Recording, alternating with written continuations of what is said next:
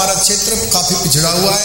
इन लोगों का काम है 50 रुपए का नारियल ले लेना, 4 लोग खड़े कर देना, एक 10 रुपए की 5 माला खरीद लेना, एक दूसरे के गले में माला पहरा देना, नारियल फोड़ देना। यहाँ लूट नंबर 1 हॉस्पिटल दिल्ली में, सुविधा नंबर 1 हॉस्पिटल, 50 लाख लगे, 2 लाख लगे, 10 लाख लगे, फिर इलाज होता है। यहाँ पर लूट जाता है, आदमी बर्बाद होता है। यहाँ लूट नंबर 2 बिजली भ्रष्ट महकमा, लूट नंबर 3 MCF भ्रष्ट महकमा, कोई काम करने के लिए तैयार नहीं है। मैं दावे के साथ कहता हूं, आप मेरे साथ चले पत्रकार महोदय जी, इस क्षेत्र में अगर रोड नाम की किसी ने एक कंकरी भी अगर लगाई हो तो आप मेरे को जहां चाहे काला पानी भेज दो।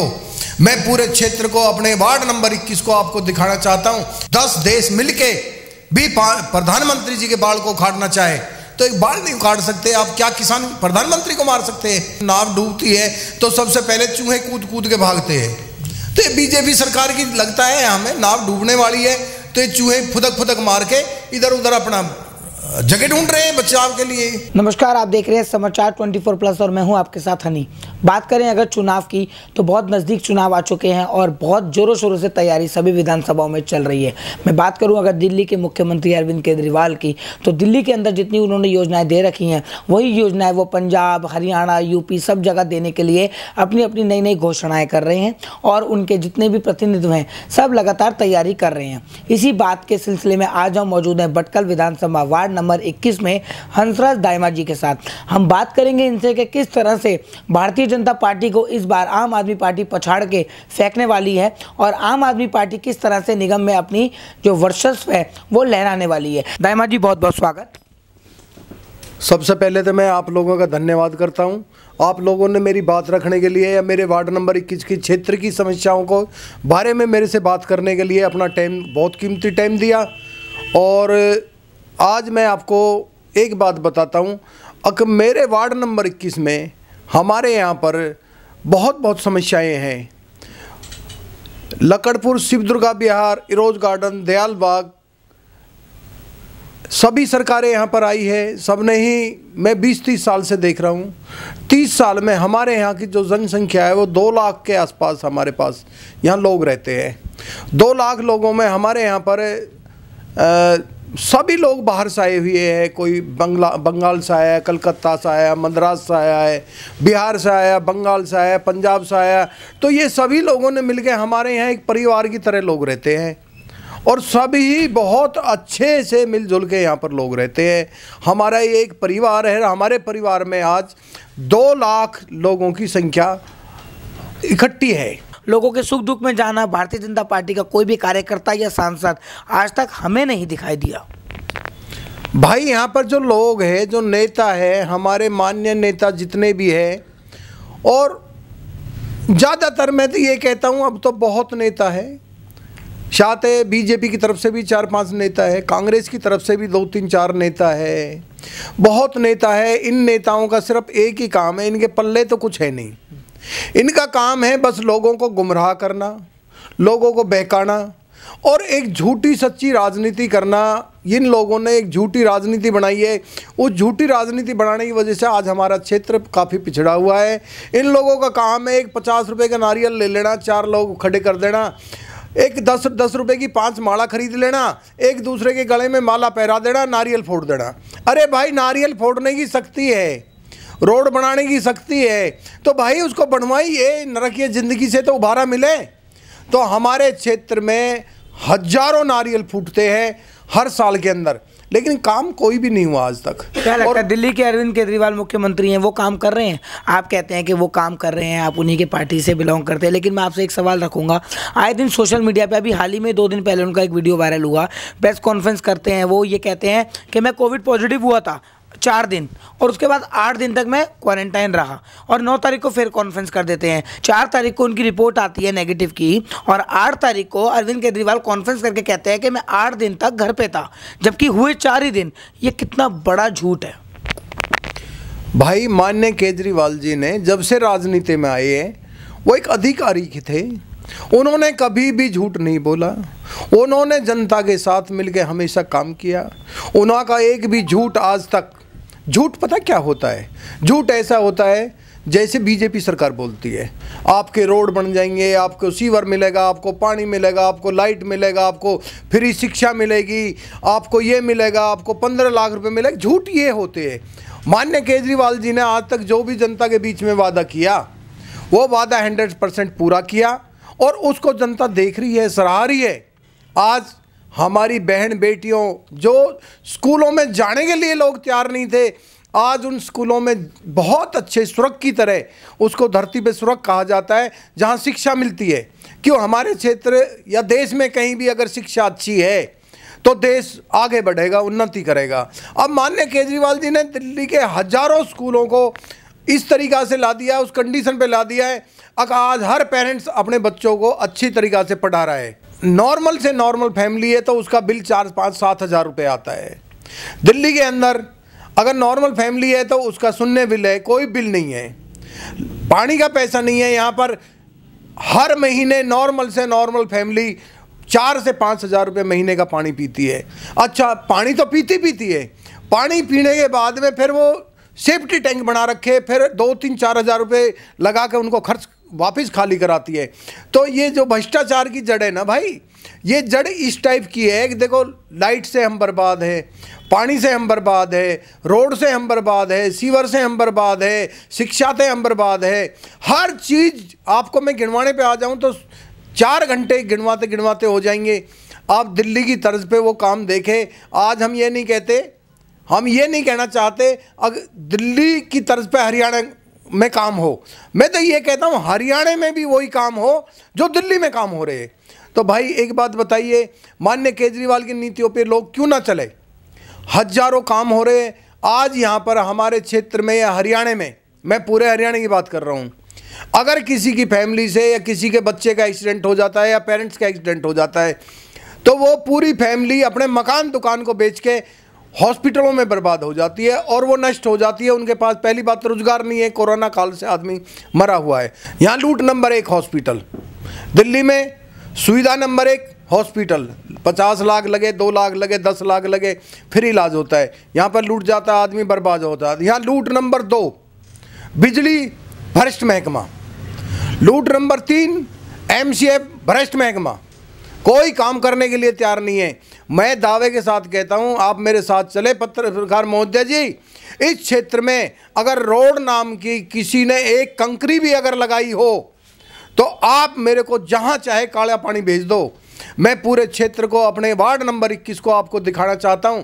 यहाँ पर छोटे छोटी संस्थाएं, छोटे छोटे लोग, बहुत लोगों ने ग्रुप वाइज हजारों तरीके की आवाज़ उठाई है। अगर कोई ज़्यादा आवाज़ उठाएगा तो उसका एक ही जगह है, या तो पुलिस थाने में पिटाई होगी, या जेल में पिटाई होगी, या क्षेत्रीय बाहुबली गुंडे उसकी पिटाई करेंगे। आप कितने दिन से क्षेत्र में हो? क्षेत्र की जो नाली, सीवर समस्या, रोड प्रॉब्लम, जो खराब रोड है, जो फंड पास होता है सरकार से, वर्तमान पार्षद अगर मैं बात करूं तो जितेंद्र भड़ाना जी, जो फंड यहाँ पे पास होता है वो फंड जाता कहाँ है? भाई देखो, जनता की, हम कोई किसी संस्था में तो है नहीं, किसी राजनीति में नहीं है, हम किसी पद पे नहीं है, लेकिन हम अपने पर्सनल फंड से जहाँ भी गली में काम होता है, मान लो 10-5 हज़ार रुपये की कोई गुंजाइश होती है तो हम 100% उसको भी लगाते हैं। लाइट लगानी है, लाइट का काम हम करते हैं, खंबे पे हम जाके लाइट लगवाते हैं। उसके साथ साथ में जैसे मान लो कोरोना काल में लोगों को समस्या आती है, खाने पीने की कोई समस्या होती है तो उसके लिए हम सहयोग करते हैं। तीसरा, अब ठंड का टाइम है, उस टाइम लोगों के लिए अगर कम्बल की ज़रूरत है तो हमने कम्बल वितरण किया है। लोगों के साथ साथ छोटी छोटी चीज़ों में हम जुड़े रहते हैं और लोगों के साथ हमेशा सहयोग करते हैं। लेकिन इस क्षेत्र में, इस क्षेत्र को आप अनाथ माने, अनाथ समझते हो ना? अनाथ मतलब वो होता है जिसका कोई माँ बाप नहीं होता है। अब एक बात बताओ भाई, हमारे यहाँ क्षेत्र पे बड़े बड़े बाहुबली लोग हैं, बड़े बड़े ताकतवर लोग हैं, बड़े बड़े पैसे वाले लोग हैं, बड़े बड़े सिफारशी लोग हैं। अगर चाहे तो 48 घंटे में इस इलाके को रोड बन सकते हैं, पानी मिल सकता है, लाइट मिल सकती है, सारी सुविधाएं हो सकती है। लेकिन ये 2 लाख आदमी आज अनाथ है और ये 2 लाख आदमी इस तरीक़ा से अपनी अनाथ ज़िंदगी जी रहे हैं। अब वो भविष्य में, मुझे तो नहीं लगता कि वो किसी भी तरीक़ा से, अभी उनकी कामयाबी है। ये सभी लोग जागरूक होंगे, सभी लोग। माननीय केजरीवाल जी ने जो काम किया है, आज उन्होंने पंजाब के अंदर 1000 रुपये हर बहन बेटी को घर बैठे देने का वादा किया है और वो देंगे। दिल्ली में उन्होंने लाइट के लिए कहा था, लाइट में फ्री दूंगा 200, लाइट फ्री दे रहे। उन्होंने पानी दिल्ली में, जैसे आज फरीदाबाद डिस्ट्रिक्ट के अंदर पानी, आज अपने वार्ड नंबर 21 में हर फैमिली टैंकर से पानी मंगाती है, दिल्ली में भी यही सारी चीज़ थी। सर, जनता वो सरकार चाहती है जो उनके सुख दुख में उनका साथ दे। फ्री बिजली, फ्री पानी की सरकार कोई नहीं चाहती। एक तरफ अगर केजरीवाल जी फ्री करते हैं तो दूसरी तरफ वैट बढ़ा के टैक्स भी वसूलते हैं। इनडायरेक्टली आपको ये बात माननी ही पड़ेगी, अगर फ्री कुछ हो रहा है, फ्री बिजली हो रही है, फ्री कुछ हो रहा है, उसके अंदर कमर्शलाइज मीटर के अंदर वो रेट वसूल रहे हैं। ये गरीबों की सरकार है। माननीय केजरीवाल की आम आदमी पार्टी गरीबों की सरकार है। मैं ये कहता हूँ, गरीबों से कौन सा टैक्स वसूला है? अरे जो आदमी 10, 20, 50 लाख रुपए महीना कमा रहा है, उसका फर्ज बनता है उसको टैक्स देना चाहिए, उससे टैक्स सरकार को वसूलना भी चाहिए। लेकिन जो आदमी 12,000 रुपये महीने की नौकरी करता है और उसका 7,000 रुपये बिल आ जाए, तो सरकार को सोचना चाहिए वो कहाँ से भरेगा। पानी उसका 4,000 रुपये महीने का हो तो कहाँ से भरेगा?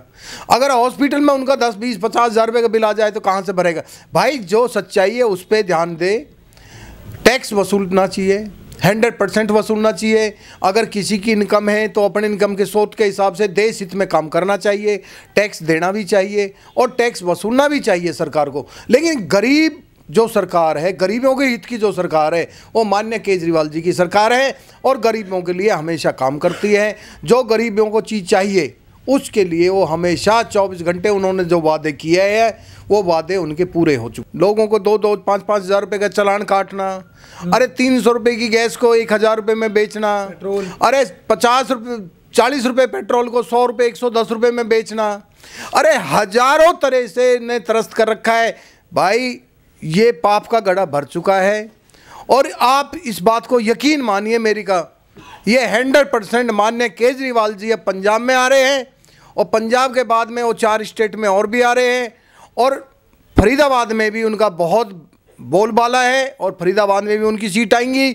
और हम तो जब तक दम नहीं लेंगे, जब तक मेहनत करते रहेंगे, जब तक माननीय केजरीवाल जी को पीएम नहीं देख लेते हैं। बहुत बढ़िया। और ये जो अभी पंजाब में हुआ, मोदी जी वहाँ फ्लाईओवर पे रुके रहे, रैली के अंदर ना जाना, मेरे को बात वो समझ नहीं आई। इतनी जगह वीडियो वायरल हुई, सब नेताओं ने उस पर बयानबाजी करी, प्रधानमंत्री मोदी अनसुरक्षित है, किसान उनको मार देते, उनको मारने की साजिश रची जा रही थी। ये क्या ढोंग था भारतीय जनता पार्टी का? भाई, माननीय प्रधानमंत्री जी, देश के मोदी जी हमारे इतने ताकतवर देश के प्रधानमंत्री है। आप तो किसान की बात कर रहे हैं, मैं ये कहता हूँ 10 देश मिलके भी प्रधानमंत्री जी के बाल को उखाड़ना चाहे तो एक बाल नहीं उखाड़ सकते। आप क्या किसान प्रधानमंत्री को मार सकते हैं? ये सब अफवाहें हैं, इन बातों पे ध्यान ना दिया जाए। बल्कि ऐसी बात ये बीजेपी सरकार करती है जिनको सुन के लोगों को आंसू आते हैं। आज हमारा देश का प्रधानमंत्री इतना कमज़ोर है, अगर जिसको एक किसान मार सकता है, ये असंभव बात है। भाई साहब, मैं तो दावे के साथ कहता हूँ, मैं इसी देश का नागरिक हूँ, मेरा भी प्रधानमंत्री है माननीय मोदी जी, लेकिन मेरे प्रधानमंत्री को 10 लोग मिलके भी मार के दिखा दे, ये तो एक छोटी सी बात है। तो ये सब भाई साहब बेकार की बात है। हम तो इतने बड़े लोग नहीं हैं, हम छोटा सा अपने वार्ड में काम करते हैं, वार्ड की राजनीति करते हैं।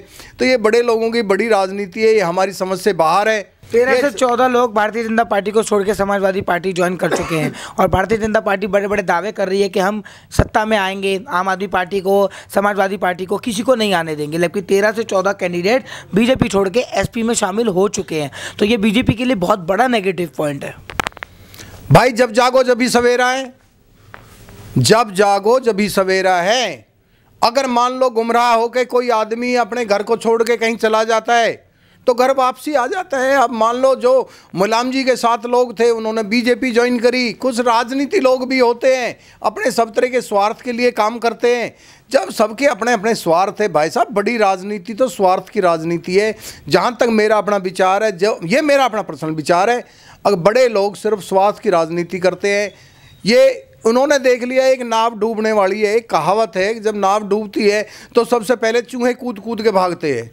तो ये बीजेपी सरकार की लगता है हमें नाव डूबने वाली है तो ये चूहे फुदक फुदक मार के इधर उधर अपना जगह ढूंढ रहे हैं बचाव के लिए। ये क्या लग रहा है चुनाव के लिए क्या संदेश रहेगा जनता को? चुनाव में मैंने बताया था, हमारा पंजाब में हमारी सरकार आ रही है, चंडीगढ़ में हमारा बहुत अच्छा सिस्टम था, लेकिन वो भ्रष्ट सिस्टम की वजह कई बार जो है ना, एक कहावत है, सत्य कभी भी हारता नहीं है, सच्चाई हमेशा जीतती है। लेकिन ये देश में आज ऐसा सिस्टम बना रखा है, अब सत्य को गुमराह कराया जा रहा है, सत्य को हराया जा रहा है। तो सत्य ये है कि माननीय केजरीवाल जी इस देश के प्रधानमंत्री बने और इस देश का उद्धार करें, और जिस तरीक़ा से उन्होंने दिल्ली में काम किया है, इसी तर्ज पे वो पंजाब, हरियाणा, यूपी, राजस्थान, बंगाल, गुजरात, हर जगह यही काम करे। और इस देश की जनता उनको बहुत दिल से चाहती है, और हर आदमी आज के टाइम में अपने परिवार का पालन पोषण करने के लिए, अच्छी शिक्षा के लिए, अच्छे स्वास्थ्य के लिए, अच्छे रोड के लिए, अच्छे पानी के लिए हर आदमी जिंदा है। आज देश को 70 साल से ज़्यादा आज़ाद हुए हो गए, आज भी हम उसी चीज़ के लिए लड़ रहे हैं। हमें रोड नहीं है, हमें पानी नहीं है, हमें लाइट नहीं है। अरे भ्रष्ट सरकारों की वजह से ये काम हो रहा है। यानी 70 साल तो बहुत दिन की बात है, 70 महीने में देश की सब कुछ चेंज हो सकता है। 70 महीने में जनता त्रस्त नहीं रहेगी। अगर लोग अपने दिल से, ईमानदारी से अगर काम करने पे आ जाए तो ये देश हमारा बहुत खुशहाल है। और इस देश में, वर्ल्ड के अंदर कहता हूँ, वर्ल्ड में सबसे अगर अच्छा कोई देश है तो मेरा हिंदुस्तान, मेरा भारत देश है। और हमारे यहाँ पर हिंदू, मुस्लिम, सिख, ईसाई सभी भाई बड़े प्रेम से रहते हैं। ये छोटी राजनीति है, लोगों के अपने अपने स्वार्थ है, अपने स्वार्थ के लिए लोग लड़ते हैं। तो ये सब भाई साहब हमारे दिमाग से बाहर की बात है।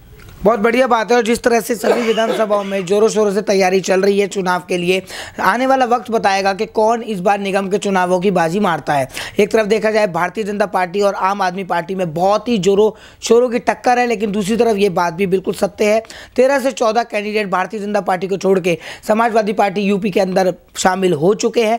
बात करें हरियाणा की, यूपी की, पंजाब की, किस तरह से इस बार अरविंद केजरीवाल के नेतृत्व में उनके कैंडिडेट्स उनको जिताकर और निगम के चुनाव, और किस तरह से जब भी चुनाव होने वाले हैं वो जीतते हैं, आने वाला वक्त बताएगा। तब तक के लिए आप देखते रहिए समाचार 24+।